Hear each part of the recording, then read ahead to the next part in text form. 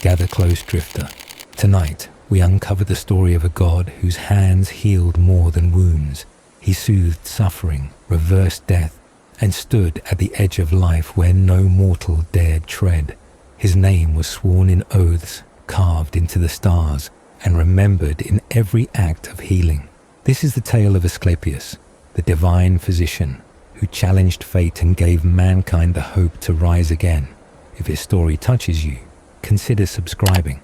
It helps keep these myths alive.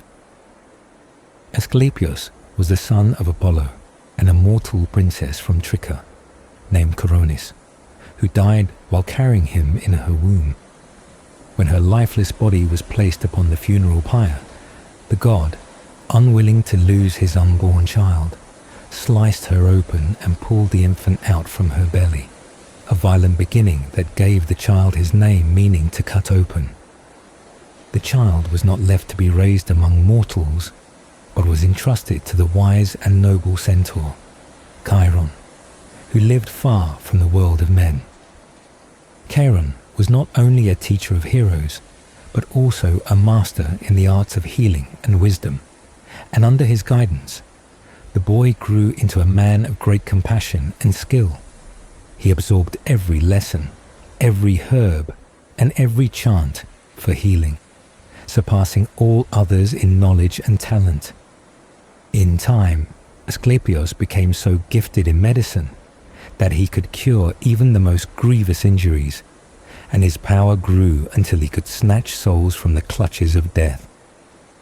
Life returned to limbs that had already stiffened, breath returned to lungs that had ceased to draw air, and joy returned to hearts that had already grieved. This defiance of the natural order did not go unnoticed, for death was not a force to be trifled with. Zeus, ruler of the skies and protector of balance, viewed this act as a dangerous overreach. It was not for mortals or even demigods to unravel the divide between life and death. Fearing that the gift of immortality might be handed freely among humankind, he raised his thunderbolt and brought it down upon Asclepius, striking him dead with divine force. But even in death, Asclepius was not forgotten. His memory and deeds were too great, too bright to vanish. The stars themselves bore witness to his legacy. He was placed among them, immortalized in the night sky as the constellation Ophiuchus, the serpent holder, a sign tied forever to medicine and healing. Some believed his mother also found a place among the stars, set in the heavens as the crow, known in Greek as Chiron, a subtle echo of her name.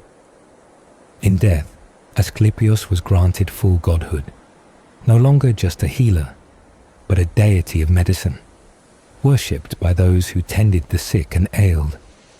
Those who carried on his teachings called themselves the Asclepiades, claiming lineage from the god himself. Though Homer did not name him as a god in the earliest tales, referring to him simply as a noble physician and father of two famous healers, Machaon and Baudelairios, the mark of divinity grew over time. These sons, also skilled in medicine, served among the Greek forces at Troy, administering healing to the wounded. Homer spoke often of Paeon, the healer of the gods, and many later believed that Asclepius was one and the same, or at least a reflection of that divine physician. Later, poets and philosophers linked the healer directly to Apollo, identifying Asclepius as a true son of the god of light, reason, and prophecy. Some even offered alternate lineages, naming different mortal mothers or tracing his descent through other divine bloodlines, but all agreed on the central truth. Asclepius was born of Apollo, lived under the care of Chiron, and defied the limits of human healing. Sculptors carved his figure with care, showing a gentle, bearded man with kind eyes, always holding the serpent-entwined staff, a symbol that came to represent all medicine. Though his image did not often appear on ancient pottery, his statue stood tall in sanctuaries across the land, and temples were raised in his honor, where the sick would sleep and dream of the god's healing touch. The presence of Asclepios lingered in these sacred places, and his legacy endured, shining in the stars, whispered in prayers, and held in the steady hands of those who healed. He was born the son of Apollo and Coronis, the daughter of Phlegyas, who himself was a descendant of Lepidus, a lineage that traced deep into the old bloodlines of the Thessalian nobility. Coronis, while carrying the divine child, fell in love with a mortal man named Ischys, an Arcadian. The betrayal did not go unnoticed, for Apollo, whether through the prophetic insight that burned in his soul, or through the watchful eyes of a raven he had set to guard her, came to know of her disloyalty. Enraged by her unfaithfulness, he did not strike her down himself in the earliest tale, but instead sent his sister to carry out the deed. Artemis descended upon Coronis and took her life within the walls of her own home, which lay by the waters of Lake Babia in the land of Lacharia. Yet other tellings whisper that Apollo himself, consumed by divine fury and heartache, slew both Coronis and Ischys with his own hand. When the time came for her body to be burned upon the pyre, the god, whether it was Apollo in remorse or Hermes by divine instruction, rescued the unborn child from the flames. This child, known later as Asclepius, was brought to the wise centaur Chiron, who dwelled far from mortal cities and lived in harmony with nature, skilled in the mysteries of both hunting and healing. Under the centaur's tutelage, the boy grew swiftly in wisdom, in skill, and in strength, learning the ways of herbs and the secrets of the body. In another version of the story, some said the boy was born at Tricca in Thessaly, while others claim that his birth took place during an expedition led by Phlegyas into the Peloponnesus, where Coronis bore the child in the land of Epidaurus. There, on Mount Tithaion, which once had the name Myrtion, she abandoned the newborn, exposing him to the wild elements. Yet the child was not left to die. A goat came to feed him, and a dog kept watch over him, guardians sent by fate or the gods. A shepherd named Aristonus found him there, and when his eyes fell upon the boy, he saw a radiance like lightning playing around the infant's form. From this brightness, or perhaps from the fire he had escaped in the womb, he was given the name Aeglair by the Dorians, a name that meant shining or brilliant. As the boy matured, word of his talents began to spread. Tales carried across distant lands told of a healer whose touch brought relief to every sickness, whose knowledge surpassed that of all others, and whose power defied the finality of death. Among the ancient stories, two explanations arose to account for his most miraculous gift, the power to bring the dead back to life. One tradition claimed that Athena, the grey-eyed goddess of wisdom and war, gave him a vial containing the blood of the Gorgon, the monstrous creature whose gaze turned men to stone. From her right side flowed blood that had the power to restore life, and this sacred essence was given to Asclepius. The other tale told of a moment during a healing. He had been shut inside the house of Glaucus, a man gravely ill, and as he pondered how to bring him back from the edge, a serpent slithered toward him and coiled itself around his staff. Acting on instinct or divine insight, Asclepius killed the serpent. Then a second serpent appeared, bearing in its mouth a mysterious herb. The sight of this second snake reviving the first revealed the power of that herb to the healer. He took the plant and used it to bring back the dead man, having learned the secret from nature herself. Thus his fame grew, but so too did the concern of the gods. His power had become too great, too dangerous, for death is one of the few realms not meant to be conquered by mortals or even those of half-divine blood. The balance of life and death carefully maintained by the gods, was now at risk. For this breach, Zeus took up his thunderbolt and, with a flash of divine judgment, struck down Asclepius.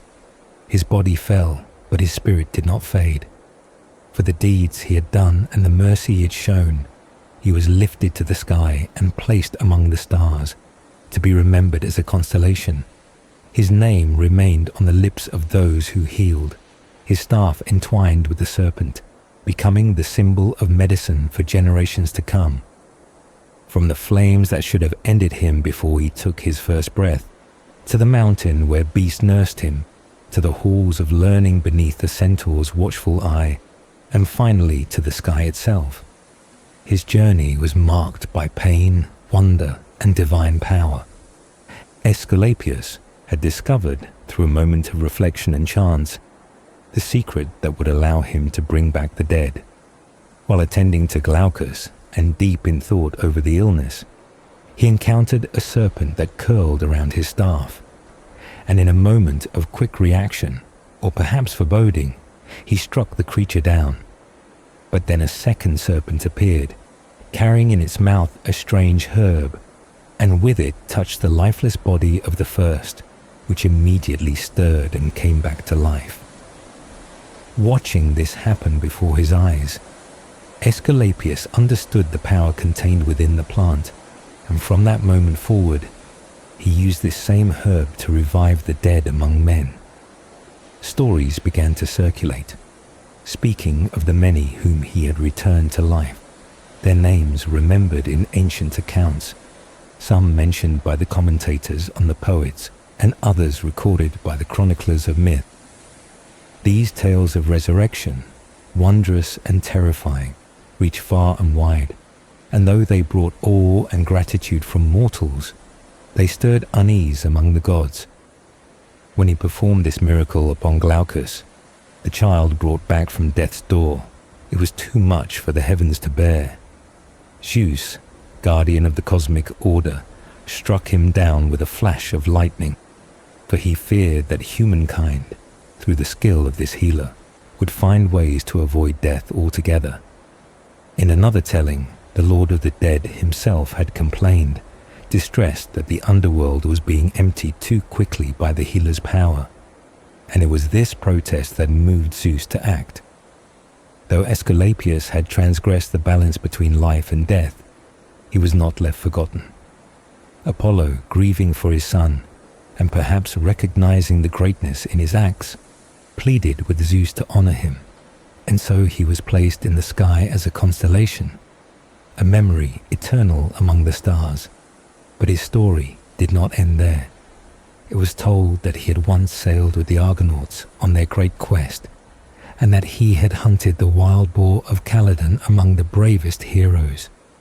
In life, he had taken a wife named Epione, and though Homer named only 2 sons, others recorded many children who bore names that reflected aspects of their father's healing power. Among them were Geniscus, Alexinol, Aratus, Hygeia, Agli, Iaso, and Panacea.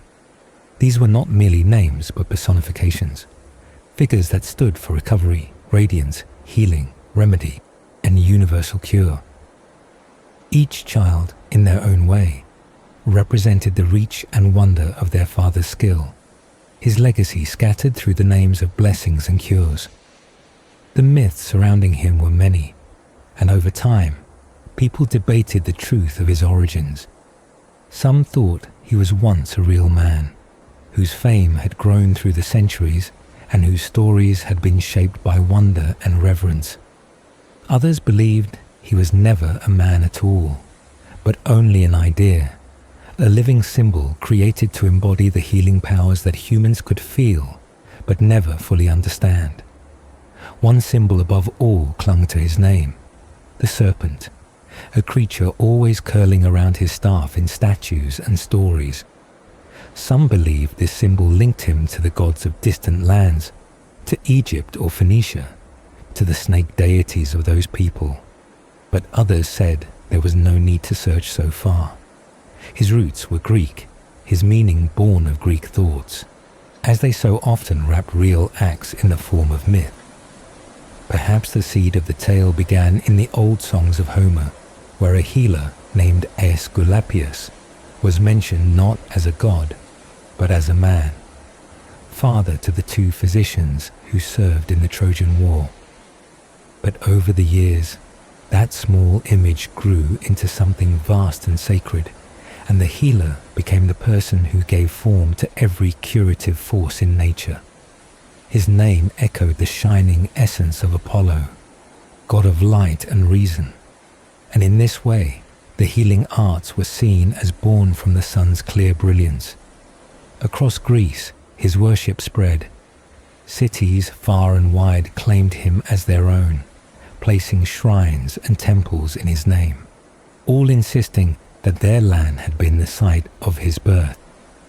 His sanctuaries were built where the air was fresh and clean, on the tops of hills beyond the crowded streets, always near pure springs or ancient wells, whose waters were thought to hold healing power. These sacred places were more than houses of worship. They were early hospitals, where the sick would journey and lay down beneath the temple roofs to sleep, hoping to dream of the god and wake healed by his presence.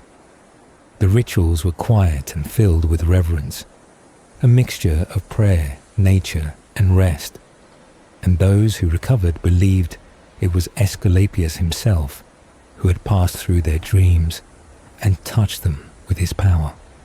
His symbol, the serpent on the staff, remained, a sign of life, rebirth, and medicine.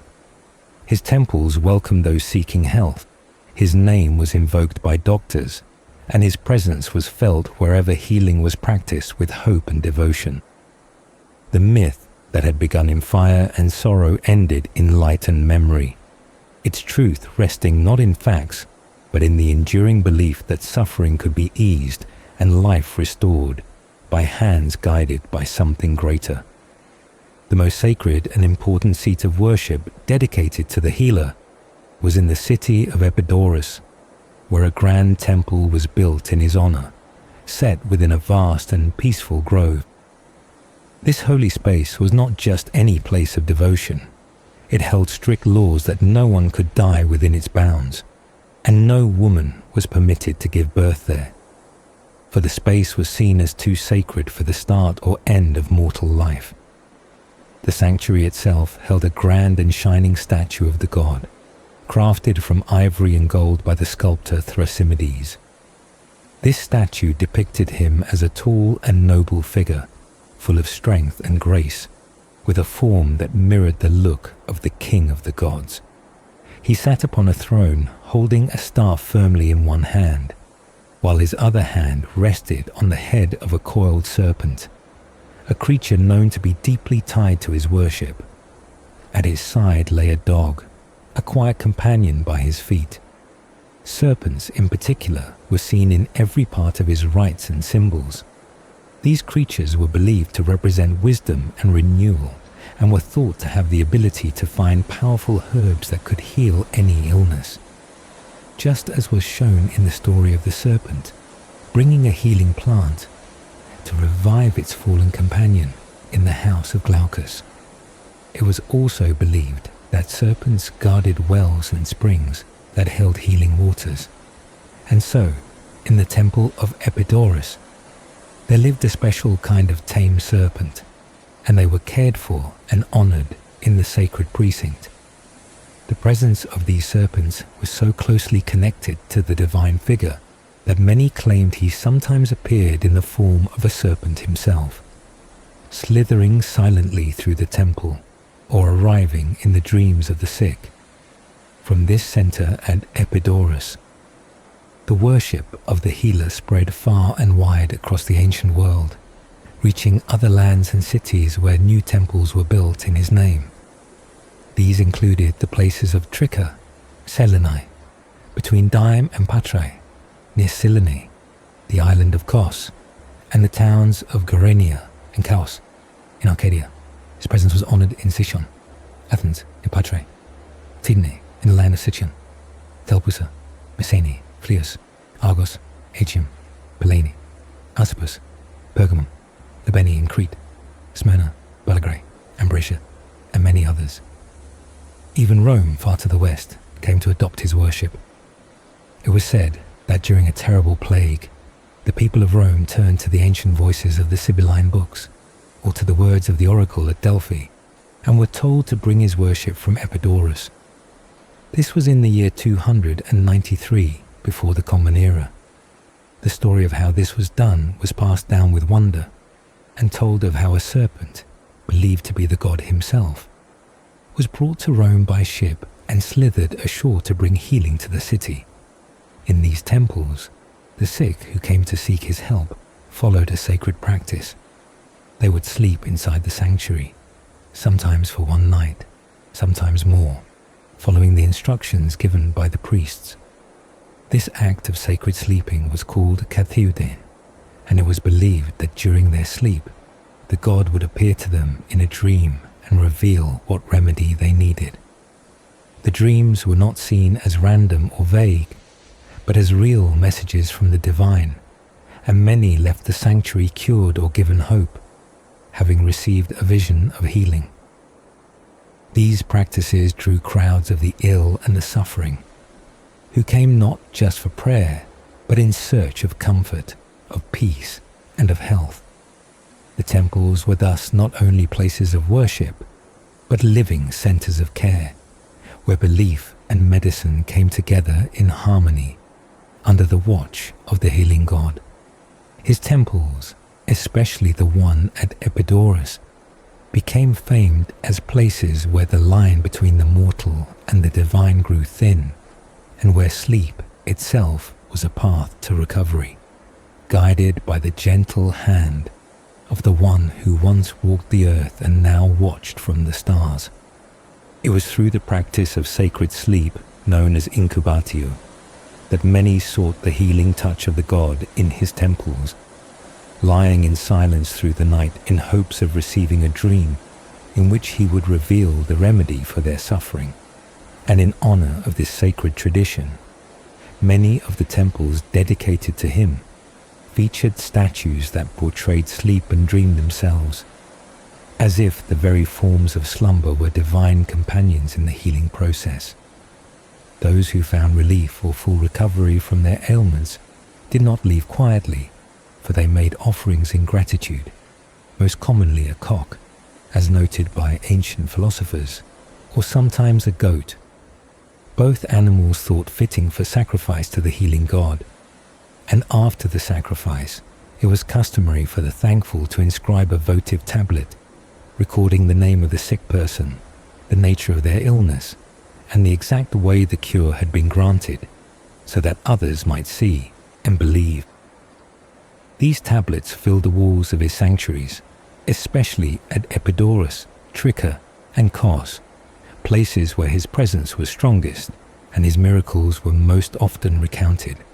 And many of these tablets, weathered with time, still remain even now.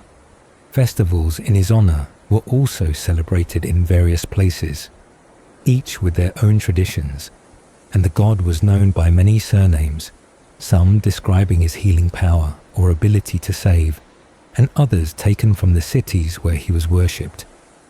Among the many statues made in his image, some were described in detail by travelers and writers of the time, most especially the statue at Epidaurus, though others also existed in other sacred towns.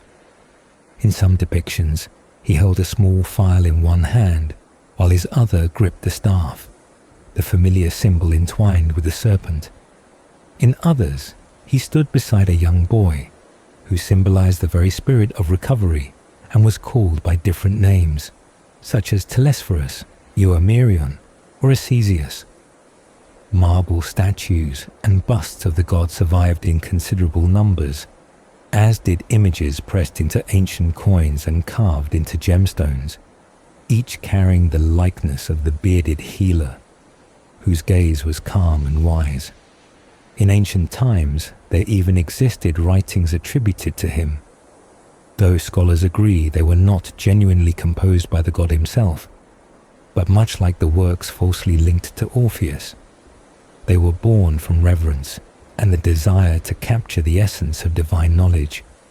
His descendants, or those who claim lineage from him, were known by the name Asclepiadae, and for those who believed Aesculapius to be a real person, the Asclepiadae were thought to be his true children, inheriting his secrets of healing and continuing his work. Their most prominent centers of practice were the cities of Kos and Cnidus, where medicine was studied, taught, and applied with devotion and discipline. However, even those who did not see him as a mortal believed that the Asclepiadae formed a sacred order, a caste of priests who guarded and passed down the knowledge of healing through generations, their practice deeply rooted in both science and divine worship. For many years, medicine and religion were closely tied, and healing was not seen as separate from faith.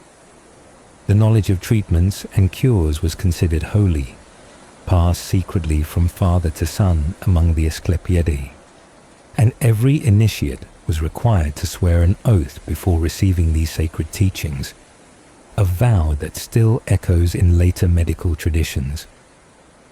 This oath marked the transition from ordinary life into the sacred duty of healing, a promise to uphold the legacy of the God who first brought light into the darkness of illness. And so his story, through inscriptions, statues, shrines, and sacred practices, lived on not just in the temples, but in the hands and hearts of those who followed the path he began. As one ancient writer summarized from earlier sources, there were differing tales about his parentage, some saying he was the son of a woman named Arsinoe, daughter of Leucippus, while others insisted he was born of Coronis, daughter of Phlegias, in Thessaly. What they all agreed upon, however, was that he was born of divine love, raised in divine wisdom, and died through divine judgment, only to rise again in eternal memory as the healer who dared to reach beyond the boundary between life and death. Her father had given her counsel, but she did not follow it, and instead she gave her heart to the son of Caeneus, choosing him over the God who had loved her. When the God, who had already lain with her and planted his divine seed within her, learned of her betrayal, it was not by his own sight, but through a raven he had set to watch over her. This bird, once white and pure in color, carried the heavy news upon its wings, and for this act of truth, the God, consumed by rage and sorrow, cursed the bird and turned its feathers black, a color it would wear forever after. In his fury, he brought death upon the woman who had spurned him, and she was struck down. Her life ended before she could give birth to the child within her. As her lifeless body was laid upon the pyre and the flames of Hephaestus began to rise around her, the god, unable to let his unborn child perish with her, descended swiftly. With one motion, he reached through the fire and pulled the infant from her womb, snatching him from death and into life. The flames parted at his will, and the god carried the child away from the funeral fire, away from the sorrow of the moment. He took the boy to the wise and noble centaur, who lived far from cities and walked in silence among the hills and forests. There, under the care of this ancient teacher, the child was raised, learning not only the ways of the hunt and the rhythm of the wild, but also the secrets of healing. The centaur, who had once taught others of great fame, shared with the boy every herb, every method, every chant of care. From this guidance, the child grew into a master of healing, whose touch could ease pain and whose knowledge could close wounds made by sword or arrow or stone. The son of the god surpassed all those who had come before, and with his hands and heart he brought health to those suffering from every kind of affliction. But more than healing sickness or easing wounds, he held a power greater than all others, a power he did not learn from the earth, but from the gift of another god. He had been given blood that had flowed from the veins of the Gorgon, not the blood that harmed, but the sacred blood from the right side of her body. The blood from the left could destroy, but the blood from the right could restore life itself. With this divine substance, he learned to return breath to those who had lost it, to reopen eyes that had closed in death, to bring back voices that had fallen silent. He became a healer, not only of the sick, but of the dead, and soon his name spread across the land as one who had found the secret that even the gods kept guarded. Those who were brought back from death by his art walked the world once more, and death itself seemed to lose its hold over mortals. But such power stirred fear among the immortals. The one who ruled the skies and kept balance over all saw this growing ability and feared what it could become. If men no longer died, if death could be reversed, then the order of all things would crumble. So the ruler of thunder, fearing that mankind might one day learn these ways and escape the fate of all mortals, raised his hand and sent down a thunderbolt. The lightning struck, and the healer was no more. His body fell, but his story did not end. The one who had fathered him, struck by grief and fury, could not remain still. In his rage, he turned his wrath upon the beings who had forged the weapon that ended his son. He found the Cyclops who lived in fire and shadow, those who shaped the thunderbolts, and he struck them down, silencing the hands that had built the tool of destruction. The death of the healer was not forgotten, not by gods nor men. Even in the great epic, when a healer tended a wound, it was remembered that the art had come from the teachings passed down by the centaur to the father of the wounded man, a legacy that began with the child pulled from the fire. The poets sang of the healer who once banished pain and mended weary limbs. His mother, taken before she could give birth, was lifted in flames, and from her death came the life of one who would challenge death itself. And when the boy was carried to the centaur, the god said that he would not allow his own son to perish alongside a woman he once loved. The centaur received the child and taught him all things, and as he grew, the sick and wounded came to him, those with festering disease, those cut by blades of bronze, those struck by stones, and to each he brought relief. But in time, his hand reached too far, and for this, his light was extinguished by lightning, not out of malice, but out of fear of what might follow.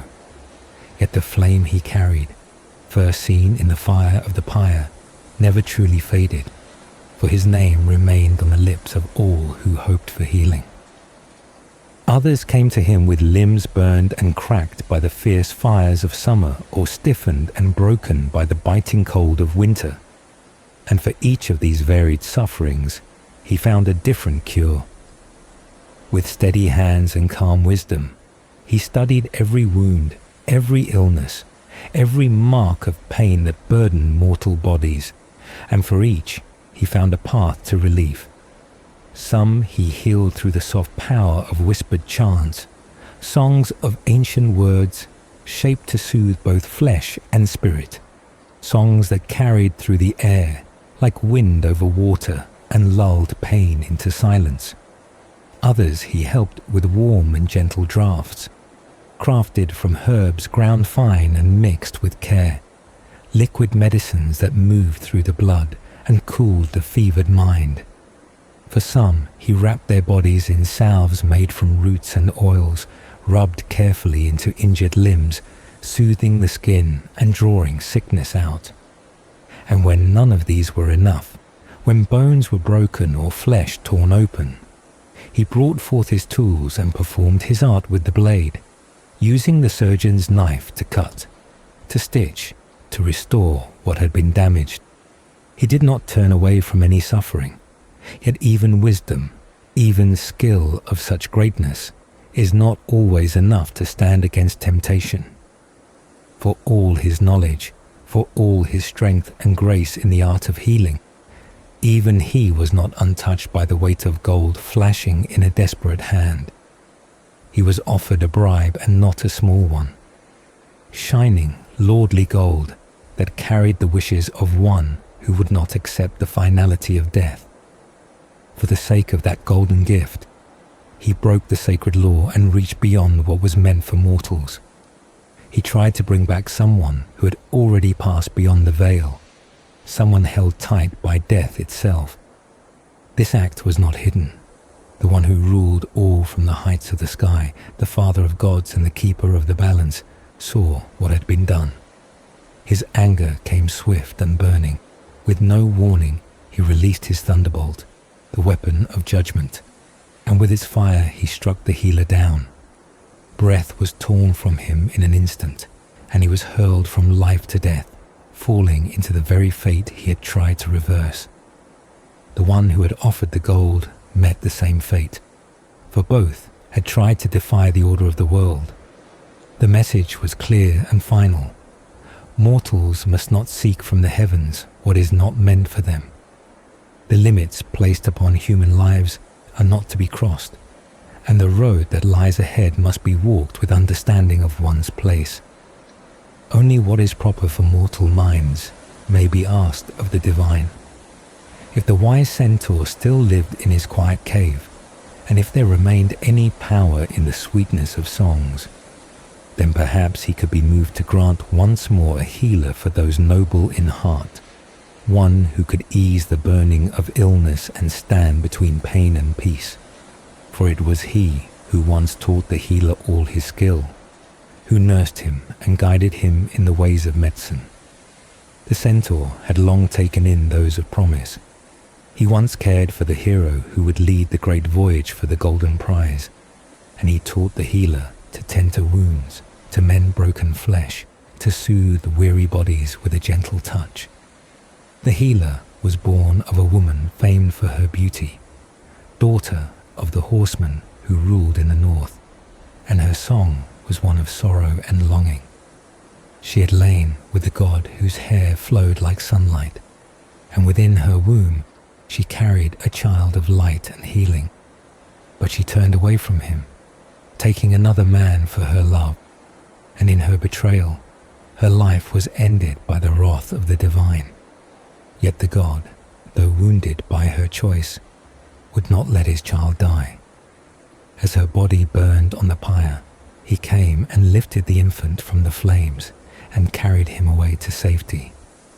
In another tale, it was told that she was the daughter of the Muse's child and born in the land of healing itself. And it was there, in the house of her grandfather, that the god saw her and was moved by love. Their child, born of that moment, became the one who would heal all mortal suffering. This version was engraved in stone at the very place where the healer was worshipped, approved by the voice that spoke from the sacred mountain, and honored as true. Others said that his mother was another woman altogether, daughter of another line, but still the child's fate remained the same. The god loved her, and from that union came the one who would rise to greatness in the art of care. Though the names differed, the story always returned to the same truth, that the healer was born of divine blood, raised in wisdom, and burned too brightly for the world of men. When he crossed the line between life and death, the heavens themselves struck him down, but his memory remained, his name, whispered in every breath of recovery, in every hand that reached out to comfort, in every hope for healing. His life ended in fire just as it had begun, but from that fire rose a legacy that no thunderbolt could ever erase. Black in place of the white it had been before, the raven bore the burden of its message, for it was the bird that had told the god of what had happened, and for delivering the truth that stung like fire, it was cursed with a new form, never to shine white again. And the god, filled with rage and sorrow, struck down the woman who had once carried his child within her. As her lifeless body was laid upon the funeral pyre, and the flames rose to consume her, He came in that final moment and pulled from the fire the baby she had never lived to meet. Carrying the child away from the smoke and the sorrow, he took him to the wise and ancient centaur, the one who lived in the solitude of the hills and the silence of old woods. There the child was raised and taught the twin arts of healing and hunting, learning from the centaur the wisdom of herbs and the pulse of the wild. And while the story of his birth carried through the land, the people of Epidaurus told it differently. They said that the woman had journeyed to their land alongside her father, who was a man feared for his strength and power in battle. Though he said he came to see the lands of the south, he was really seeking to measure their strength, to count the warriors and test their readiness. Wherever he had gone before, he had taken what he wanted, seizing crops, driving off cattle, raiding without fear. But in Epidaurus, his daughter gave birth in secret, hiding the truth even from her father, and left the child exposed on the mountain known now as Tithian. Back then, it was called Mercian. On that lonely height, as the child lay open to the wind and sun, a goat came and gave him her milk, while the dog that watched over the herd stood guard beside him. A herdsman named Aristhanes, when he noticed that one of his goats had not returned and his dog too was missing, began to search. He did not stop until he reached the mountainside, and when he came close, he saw lightning flashing from the infant's body. Overcome by the sight, knowing then that this was no ordinary child but something divine, he dared not touch him and turned away. But word began to spread, moving across the lands and the waters, that this child, grown now, was discovering the means to cure all illness, to bring health to those the world had forgotten. And more than that, he was said to raise the dead, to bring life back to those who had already fallen beyond hope. Another story was told too, a version where the woman, while carrying the child, gave herself to another man, and for that offense against the god, she was struck down by Artemis. But as the pyre began to blaze, another god, the one who guided the souls, reached into the fire and pulled the child from the flames.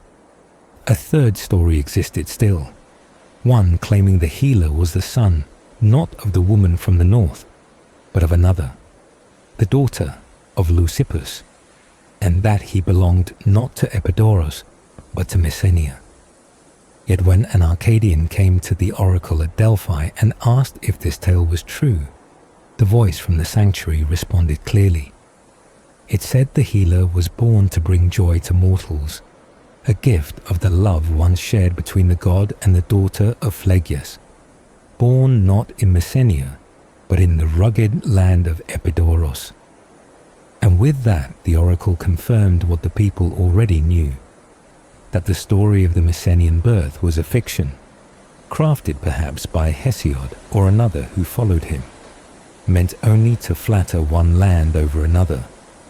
But the truth could not be reshaped by flattery, for the god's own voice had named the place and the mother. Thus the land of Epidaurus remained forever sacred to the healer, a place where his story began, where his temples rose, where the sick gathered in hope, and where the memory of the child saved from fire, guarded by beasts, and flashing with divine light, lived on in stone and story. For they say that the sons of the healer who went to Troy were not born of the woman known to the wider lands, but of another, a daughter of Leucippus, and that they were Messenians, not Thessalians. And they even named a desolate region in Messenia after the place called Tricca, as if to claim its legacy for themselves. But the story most often told was different, older and traced with sorrow. When the god had lain with the woman who bore his child, he set a crow to guard her, a watchful bird whose eyes missed nothing, so that none would come near her or do her harm. Yet she chose another, and in her arms she held the son of Elatus, breaking her bond with the god. And for this act, Zeus sent his thunderbolt and killed the man she loved. But the god himself did not stay his hand either, for he struck her down, even though she carried his child. He opened her body and took the child from her womb still alive, and raised him as his own. The crow that had watched her failed to stop the betrayal, though it told the truth, and so the god turned its feathers black in anger, changing what was once white into a sign of grief and punishment. The healer, born of this sorrow, was carried away and brought to the cave of the wise centaur, who had also raised another great hero. And in that quiet cave of shadow and knowledge, the boy grew strong. In another telling, it was said that when the raven told the god what it had seen, his beloved in the arms of another, the god, furious and unable to bear the sting of betrayal, took up his bow. His fingers, practiced by habit, strung the string, pulled it back, and loosed a perfect shot. The arrow struck her in the chest, the same chest where his head had once rested, and she cried out in pain. Her blood flowed freely, staining her pale skin red, and in her final breath, she spoke not in anger, but in sorrow. She said she could have borne his child, given him a son, if only he had waited. But now, both she and the child would die together. Her voice faded, her body grew cold, and death crept into her limbs. Too late, the god realized his mistake. Too late, he felt the regret of what he had done and tried to use his gifts to reverse her fate, but all was in vain. The fire was prepared, the pyre built, and her body laid upon it. But as the flames began to rise, he could not bear that his child would perish too. Reaching into the blaze, he pulled the infant from her womb and carried him to the cave of the centaur, whose wisdom was as deep as the roots of the mountains. The centaur welcomed the boy, honored to raise a child of divine blood. And one day, his daughter came and saw the boy glowing with potential. Her spirit rose in prophecy, her eyes distant and full of knowing. She looked at the child and spoke of his future. She told him to grow strong, for he would become the healer of the world. Men would live because of him. Lives would be saved through his hands, and even souls lost to death would return because of him. She warned that he would use this gift once too often, and heaven would not permit it. The King of Gods would strike him down with thunder, denying him that gift a second time. She saw it all, his rise, his fall, and his return. For though he would die, he would be made divine again. This was the fate of the healer, who had been born in fire, taken from death, raised in wisdom, and given the power to ease the pain of the world. But in reaching beyond the limits set by the divine, in daring to bring back those already claimed by death, he sealed his own end.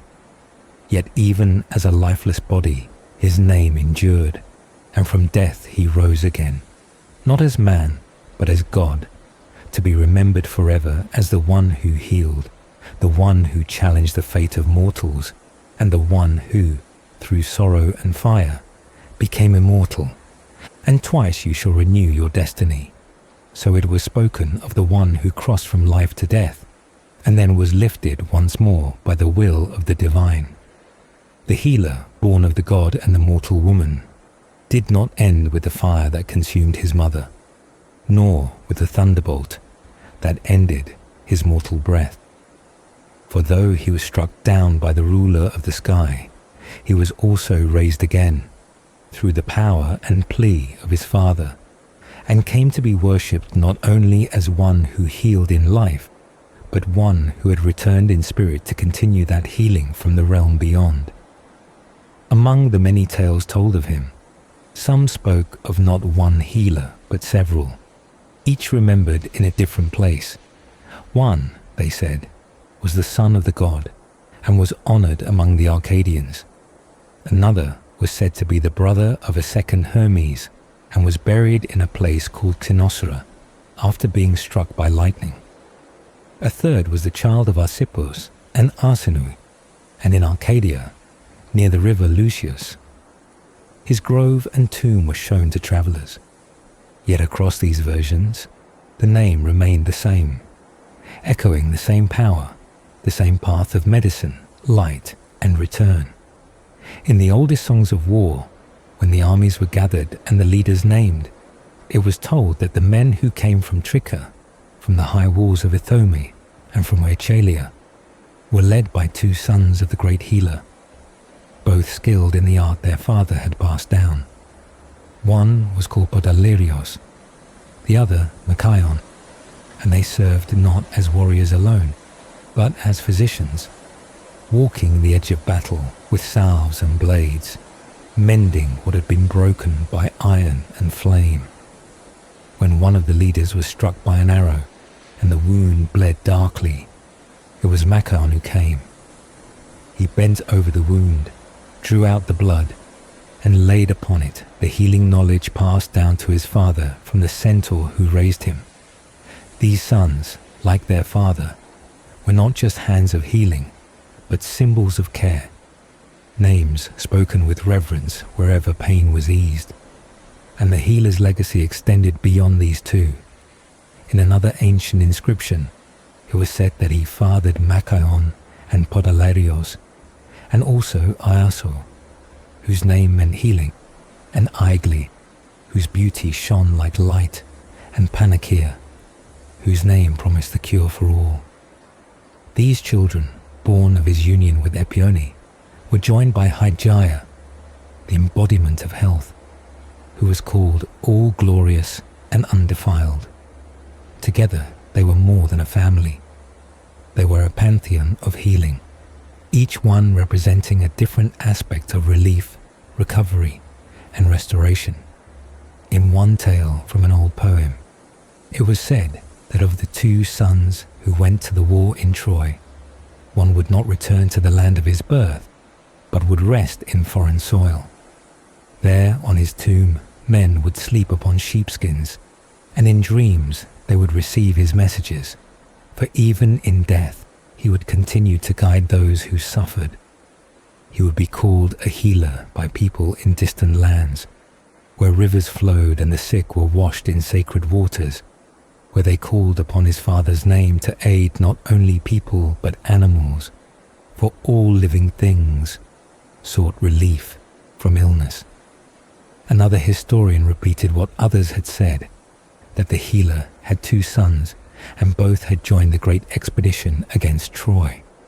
They not only fought but tended to wounds, showing that the art of healing was as vital in war as the skill of the sword.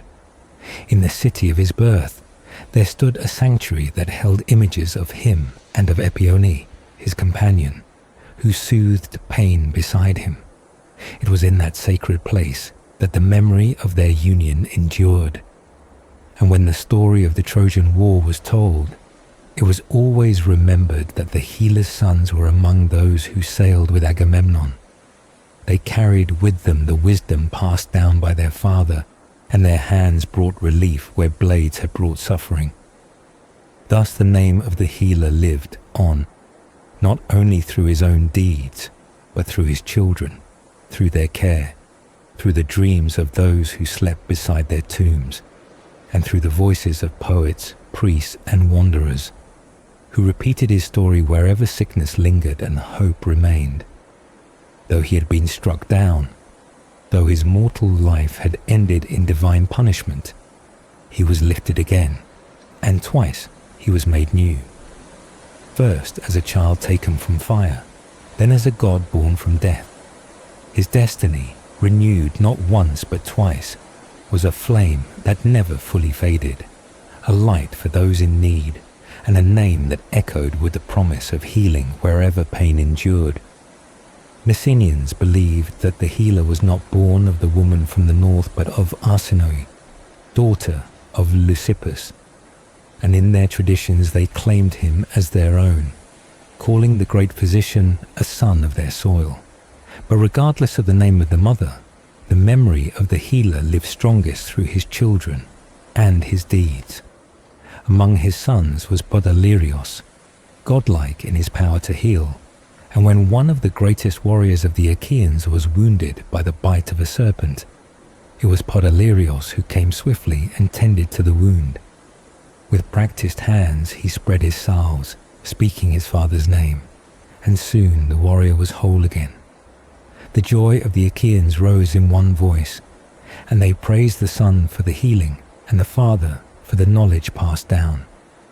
Another son, Machaon, was remembered in the songs of war, said to be born of Coronis and hailing from Tricca, and in battle he too stood not only with shield and spear, but also with the skills of a healer. Beside the memory of the sons stood the name of Epione, the companion of the healer, and together they had daughters, Hygeia, Aigle, Iaso, Akeso, and Panakia. Each name carried with it a meaning of healing, health, brightness, remedy, gentle cure, and universal cure, all daughters of the healer and all reflections of his art. His story, though bound in sorrow and marked by divine punishment, also told of great adventures. He was counted among those who sailed with the Argonauts in the great quest for the golden treasure, standing beside heroes, not just as a warrior, but as one who preserved life when danger struck. He also joined in the hunt for the great boar that ravaged the land of Calydon, where he proved his strength and skill.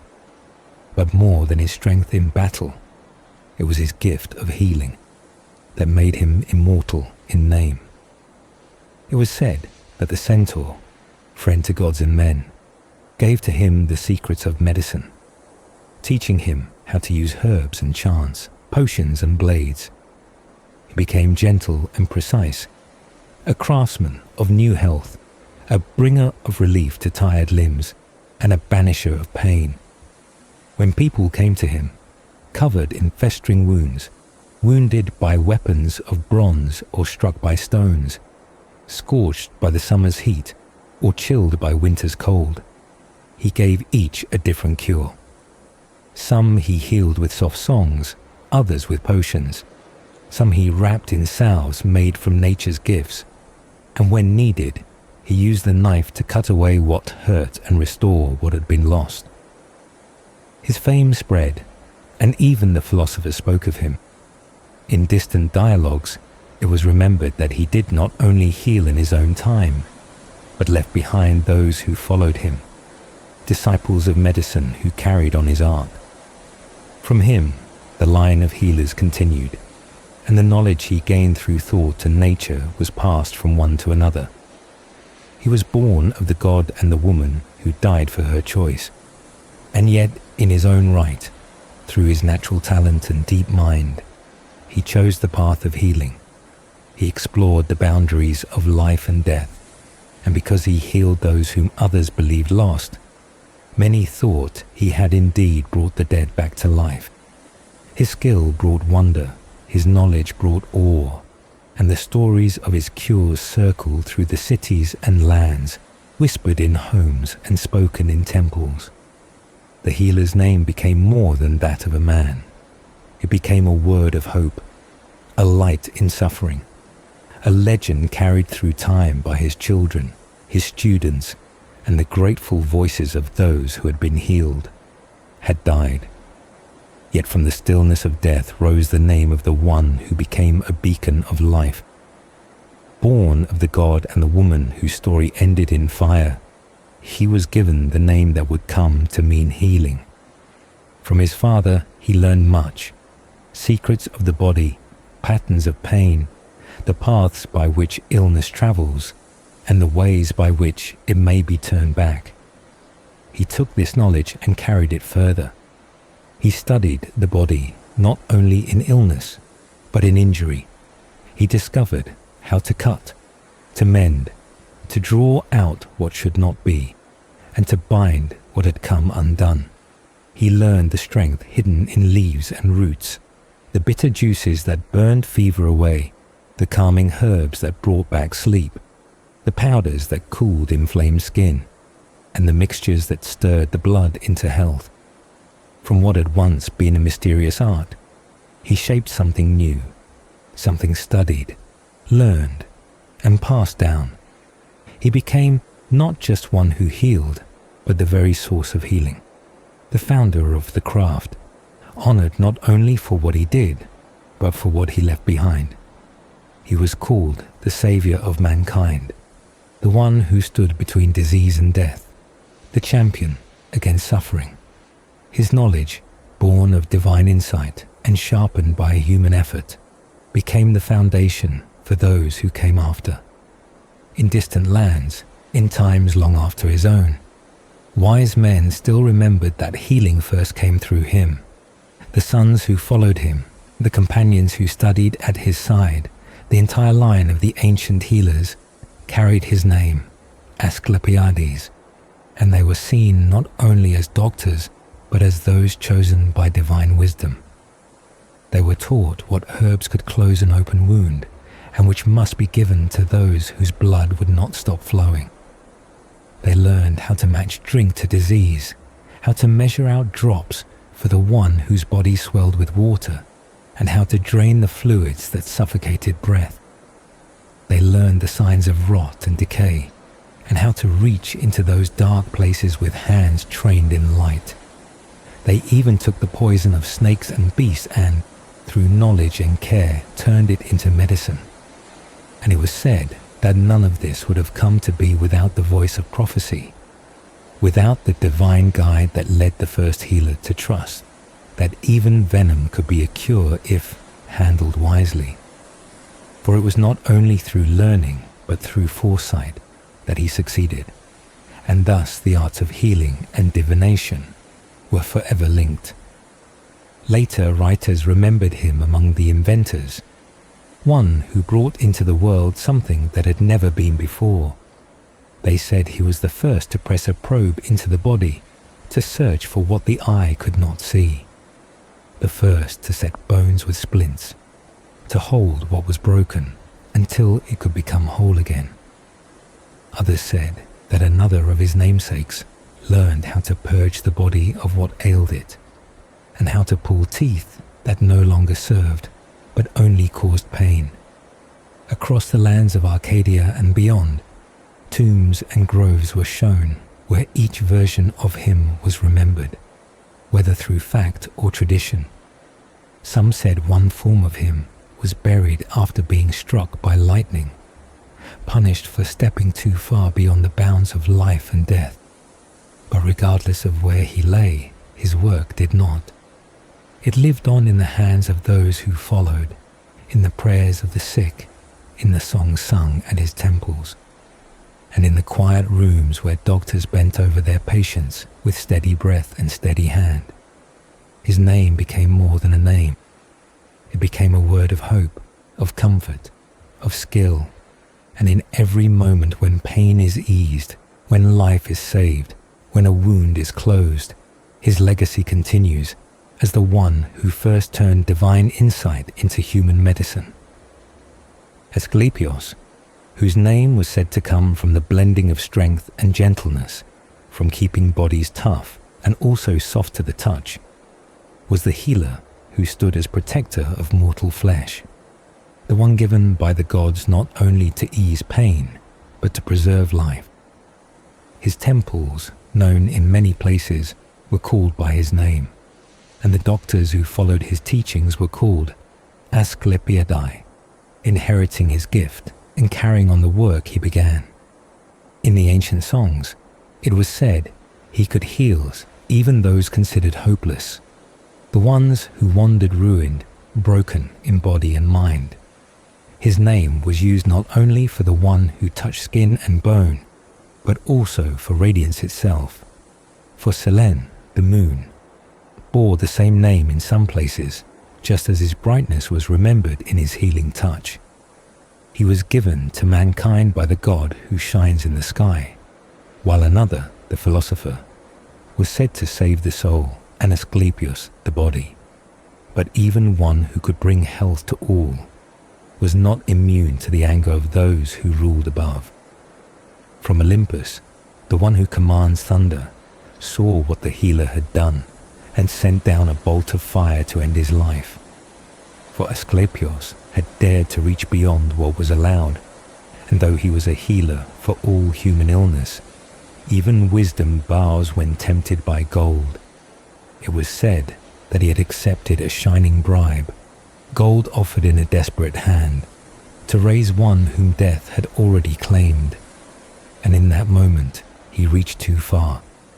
With sudden wrath, the ruler of the sky hurled his bolt and struck the healer down. Both the one who was raised and the one who had done the raising were cast into the arms of death, breath taken from them by lightning and judgment. Others said he raised many. Some spoke of Hippolytus, brought back at the request of the goddess of the hunt, while others told of Tyndareus, or Capaneus, or Glaukos, or even Hymenaeus. Different voices gave different names, but all agreed that he brought back more than one, and that it was this act that led to his downfall. Poets of old, epic singers and lyric bards told that Zeus, king of gods and guardian of the natural order, ended Asclepios' life for this reason. Some said it was Artemis who asked for Hippolytus to be restored, and the healer obeyed. Others said he raised Capaneus or Lycurgus, and for each the end was the same, a thunderbolt, swift and final, cast down upon the one who brought the dead to life. The tragedians remembered him too, warning that the blood of man once spilled cannot be called back, even by magic. And yet they knew there was one who tried, and for trying, Zeus made an end of him, not just to punish, but to make a lesson. Philosophers, like the poets, told that though he was born of a god, even he was not spared. He accepted gold, and for that, he healed a man who stood on the edge of death, and in doing so, crossed the line that no mortal or half-mortal was meant to cross. And so he fell, not from failure, but from success taken too far.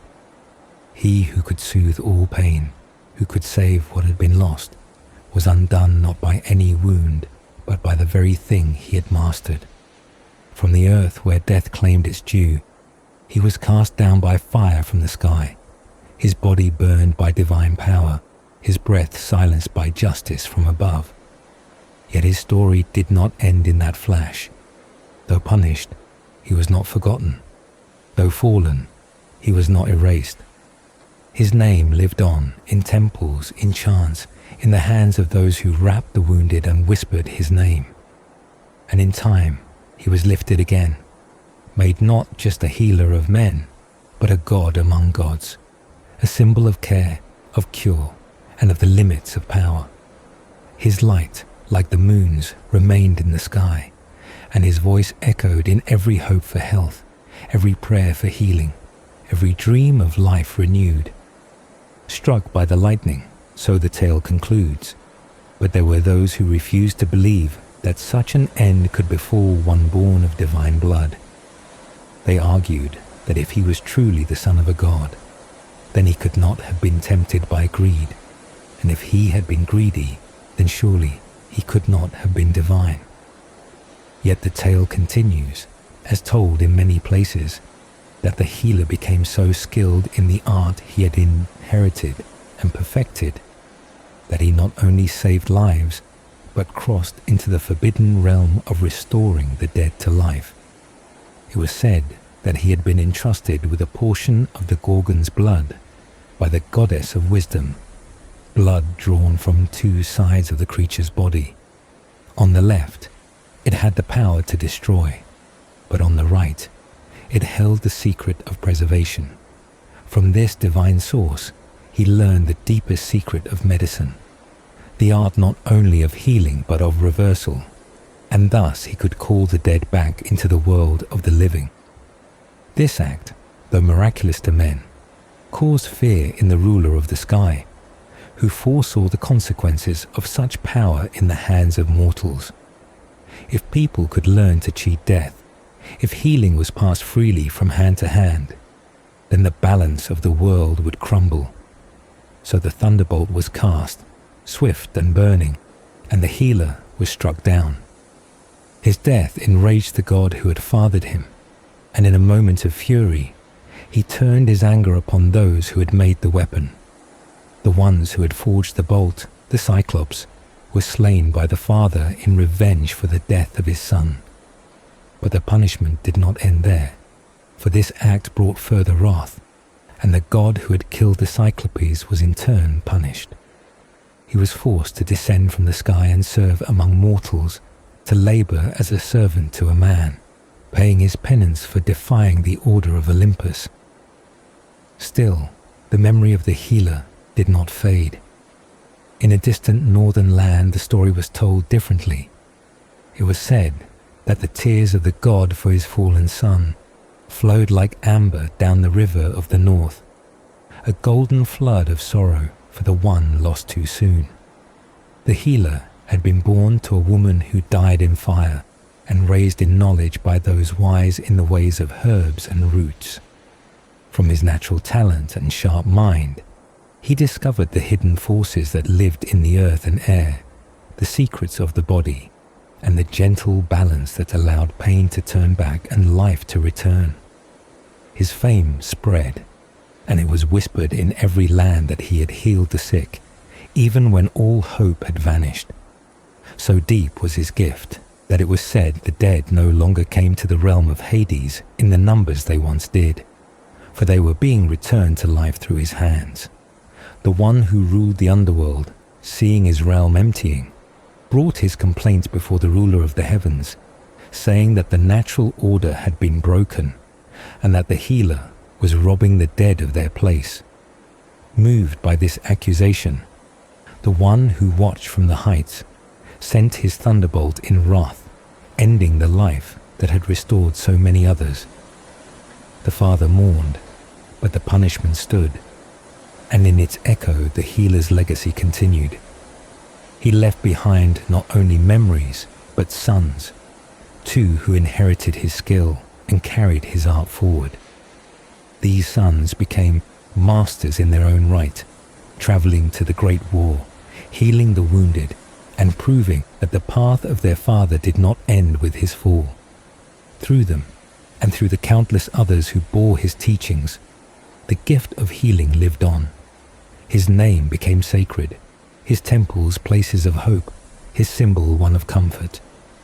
And though he had died by divine command, the world remembered him not for how he ended, but for how he healed, for the lives he saved, and for the moment he stood between death and life, even if only for a brief time.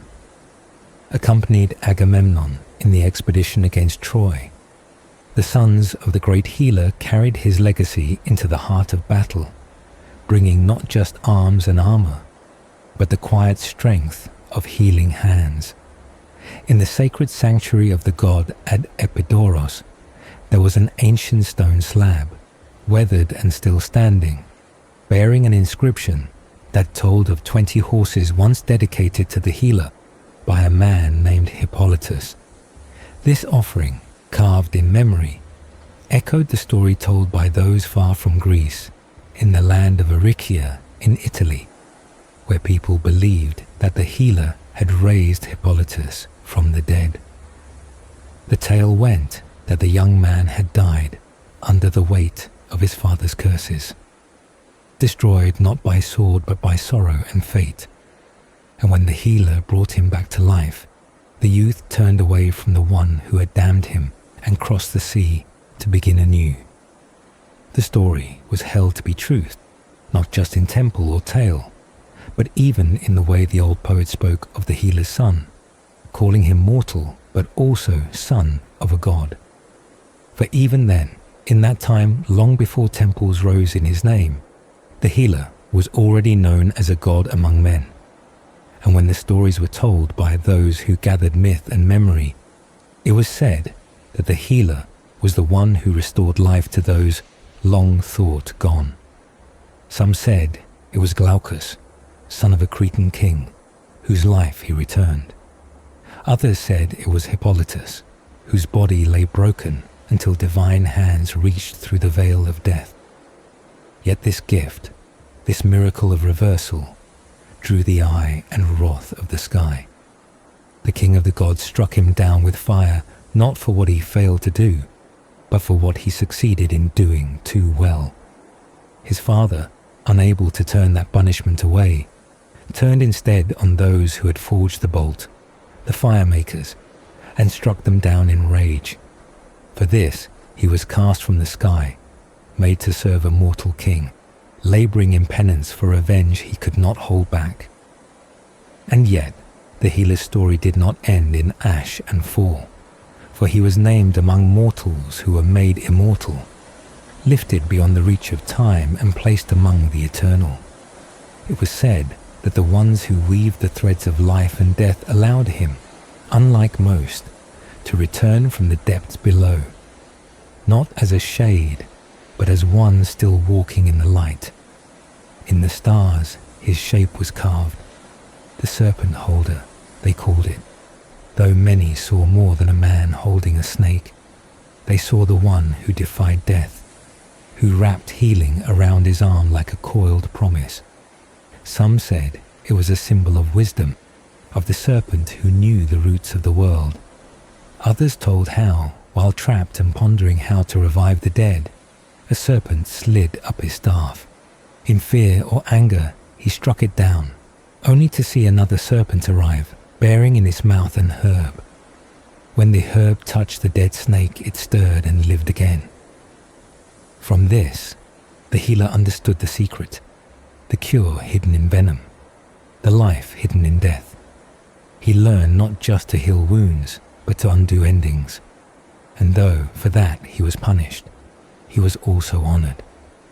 The one who struck him down also placed him in the heavens, among the stars, as a sign not just of punishment, but of remembrance. He held the snake not as a threat, but as a symbol of the life that twists and turns, of the cycles that bend but never break. And still today, his image in the sky reminds all who look up that healing is both gift and burden, that knowledge can save and provoke, and that those who walk closest to death sometimes shine longest in the night. Medicine can cure many things, but what happened that day between life and death could not be measured by the usual touch of healing hands. The tale is told that when the healer was locked away, bound by the command to revive a boy long lost to breath, he sat in silence, thinking, with his staff in hand. As he pondered what must be done, a snake approached and climbed onto the staff, slithering with quiet power. In a burst of distraction or defense, he struck the creature, killing it on the spot. But before long, another snake came, this one bearing an herb in its mouth. Gently, it laid the herb upon the head of the fallen one, and then both snakes fled, disappearing into the shadows. From this, the healer learned the secret that would bridge the world of the living and the dead. Taking the same herb, he placed it upon the chest of the lifeless boy Glaucus, and by its virtue, the boy returned to life. Because of this, the snake was forever linked to the healer, becoming his sacred creature, guarding his temples, winding around his staff, and even rising among the stars. His descendants carried the knowledge forward, and with it, the image of the snake, used by physicians ever since as a sign of healing. From that moment onward, his fame grew beyond the world of men, and even the stars began to mark his story. One star was said to be an arrow, hidden long ago by the god who had cast it, buried in the cold lands of the north, until it returned by the winds with grain and growth. That arrow was the one that struck down the fire makers, those who had crafted the bolt that ended the healer's life. For it was not just a tale of healing, but one of wrath and grief, as even the sky wept for what had been lost. And yet, the story was not over. A prophecy told of a man who would restore the lost, return life to the dying, and be cast down for his daring. Though struck down once, he would rise again, and after becoming lifeless, he would become divine, ascending twice to claim a place among the stars.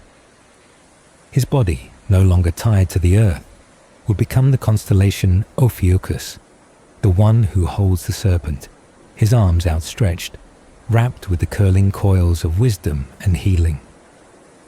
Another tale recalled how he tried to revive a young man, thrown from his chariot by fate and curse. The healer opened his ivory box, pulled forth the same herbs that had once awakened Glaucus, and placed them upon the boy's chest.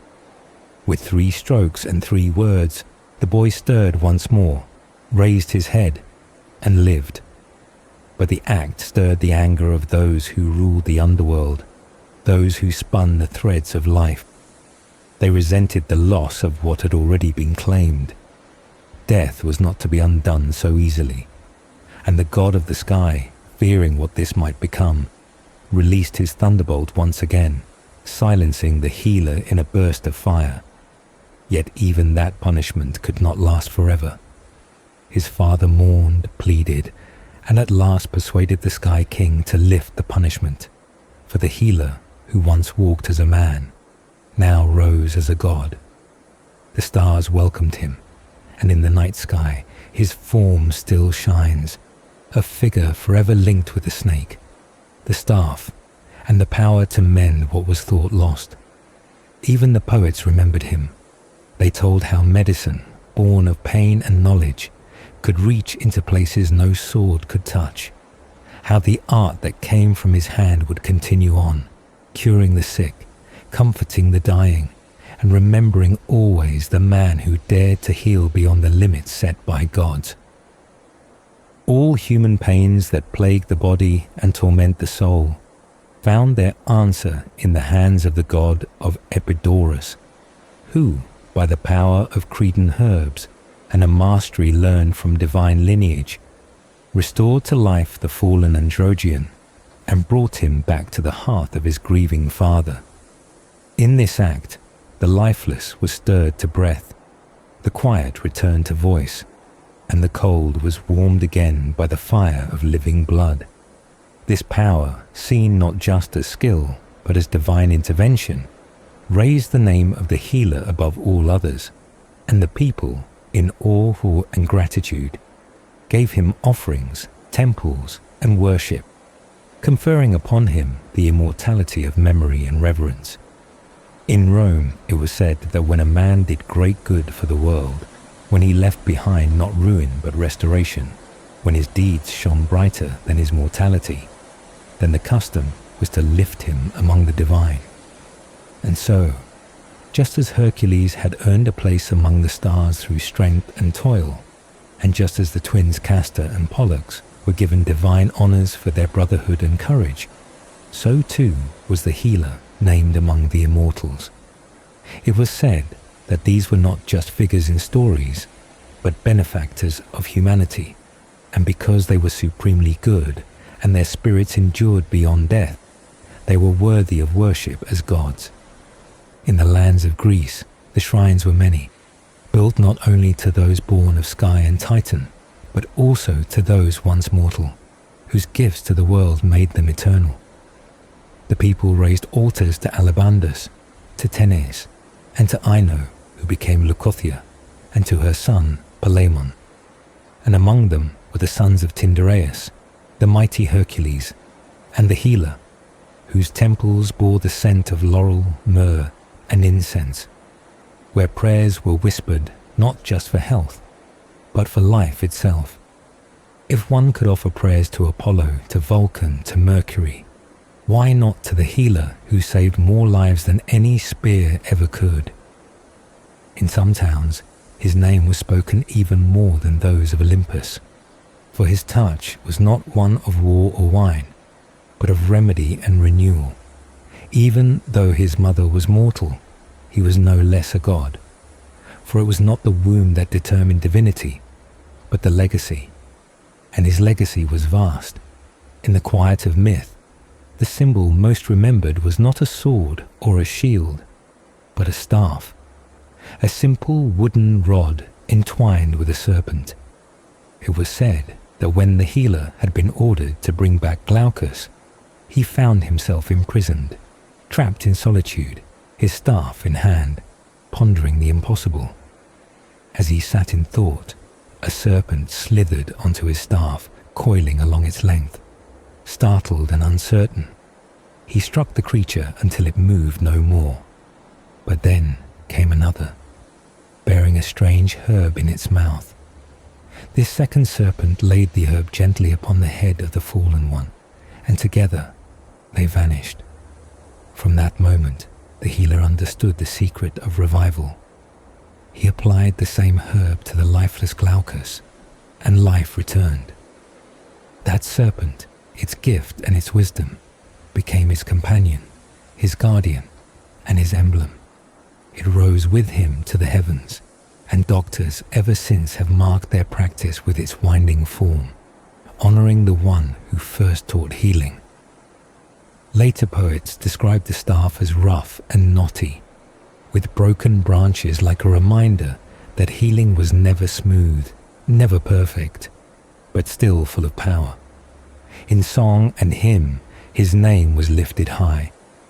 One hymn told how he was born in the plains of Dothan, a child of Apollo and Coronis, and from the very beginning, he was a joy to mankind. Wherever sickness rose, his name was spoken in hope.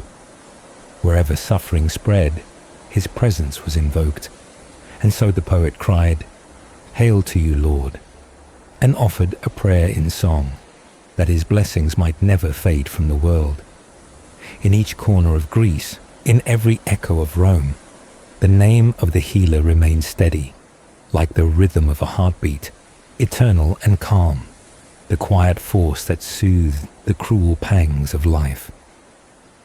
Sing, young voices, sing the name of the skill-famed god, son of the far shooter, born of the one who shone bright among the people of the Phlegai, he who brought joy to all mortals through the touch of healing and the promise of relief, the one known as the most famous among gods, the one whose name echoed as Payan. He was born from the love of Leto's radiant son and Coronis, a union that gave rise to the soothing light that would cleanse pain from the world. From him came not only the gift of healing, but children who carried the art within their very breath. Machion, the strong, and Podalirios, the wise, both marked by the father's touch and trained in his skill. And alongside them came Iaso, who gently restored health to the flesh, and Igli, bright and radiant like the glow of morning dew, and Panakia, whose very name meant cure all, bearer of remedies unmatched, and at their side stood Hygeia, the undying embodiment of health, fair and undefiled, who walked with grace and watched over cities, offering peace to every weary body and mind. Their presence was not just divine, but essential, for where they stepped, disease stepped back, and where their names were spoken, suffering grew still, and to him, the master of their line, the prayer rose again, Ipan, asking him to look kindly upon the city, to spread joy like sunlight upon rooftops, to let the people greet the day with open eyes protected by the gentle hand of Hygeia. For it was through him that men and women knew how to live in comfort and how to face illness with courage, for he was the most famous god, Payan. In his name were invocations sent forth from shrines and temples, where priests and singers called not only upon him, but also upon the twin riders of the heavens, the shining Dioskuai, upon the graceful daughters of joy, the Charites, and the everlasting muses who brought wisdom in song, and the fates who spun the thread of mortal life. They summoned the sun unwearied in his journey across the sky, and the moon in her fullness, along with every sign above that crowned the dome of night, for all were witnesses to the power of healing that he brought. And in this sacred company, mortals found the strength to speak oaths of devotion, like the physicians who swore by his name in the names of Hygeia and Panakia, promising to uphold the art he began, to use knowledge not for harm but for relief, not for pride but for the care of others. This oath, spoken in solemn tones, bound them not only to the craft but to the spirit of the God who had first revealed its wonders. And in reverent hymns, the voice of prayer rose again, not with cries of fear, but with fumigation from manna, sweet and sacred, drifting into the air like a balm. In those verses, he was hailed as the ruler of healing, the kind physician whose gifts alone could soothe the fierce grip of disease, whose presence could still the fever's fire and tame the cold hand of pestilence. He was strong and gentle, the only one who could restrain the unseen hand of sickness. Bright was his power, flourishing and full, the beloved sun of light, shining with honor beside the one who lit the sky. His wife, ever blameless, was health itself, and he, her constant protector, stood firm against the miseries that plagued mankind. To him, people turned not only in sickness, but in hope, that life would be long, peaceful, and unburdened. His was the power not just to save, but to protect, not just to heal, but to bring joy again, to wipe sweat from brows and fear from hearts. And so they called him not just healer, but Savior, Savior of cities, of children, of warriors and wanderers alike. Through him, life could find its fullness, and death its delay. And even now, where his symbol is seen, the staff with its serpent coiled, his legacy continues, carried in hands that still seek to comfort, to diagnose, to cure. Though temples may crumble, the art he gave does not. The name may pass from lips in many languages, but the spirit of the work, the breath of compassion, and the desire to mend the broken remain ever his gift. He, Asclepios, the most famous god, Epion,